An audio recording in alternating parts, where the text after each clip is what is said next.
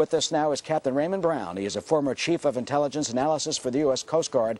Captain Brown, this first came over just before 1:30 Eastern Time, about 8:30 their time. Obviously, it was in the dark. How do you think this operation went down, even though you don't have the specifics? What's your guess? I don't have the specifics. I'm like everybody else. I am euphoric about it.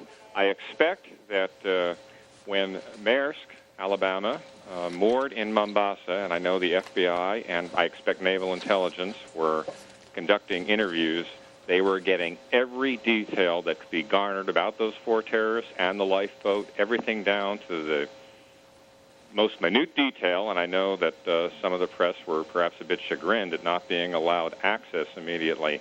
But operations like this do not occur with daring do or like a Rambo movie. It is planned out to the most meticulous detail, and we've got the best sailors and seamen in the world, and they did what they needed to do, and I couldn't be more proud or more happy for Captain Phillips, who certainly deserves a homecoming because he is a hero. You know, he is going to get a homecoming. Can you imagine him returning to his home in Vermont?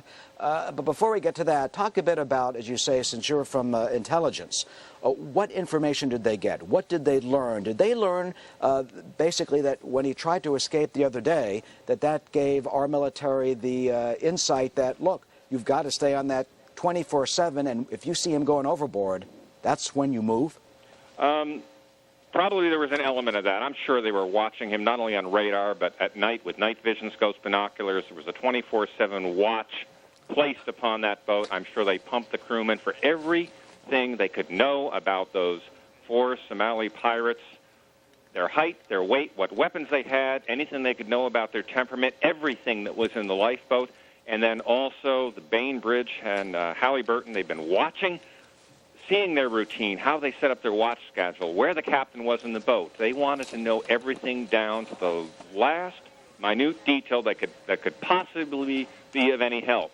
And with that, they put a plan together. Trusted the commanding officer on scene, which is always the best thing to do.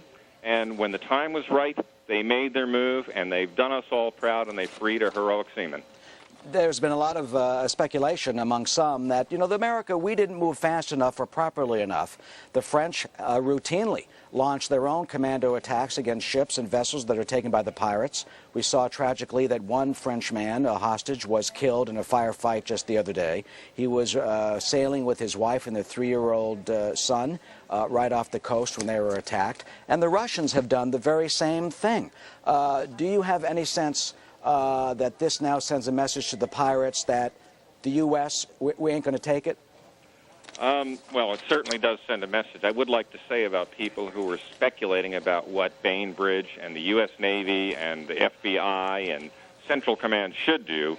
I have experienced this myself. When sailors are in trouble at sea, there are many wise men ashore. The fact is that with Captain Phillips safe, the crew of Maersk, Alabama safe, and the pirates neutralized, dead, or in custody, I think we did this one right. And certainly it sends a message. And it's a message they probably already ought to know. You challenge the United States at sea, you may get a few wins, but ultimately you're going to lose. That's been true since the founding of our country.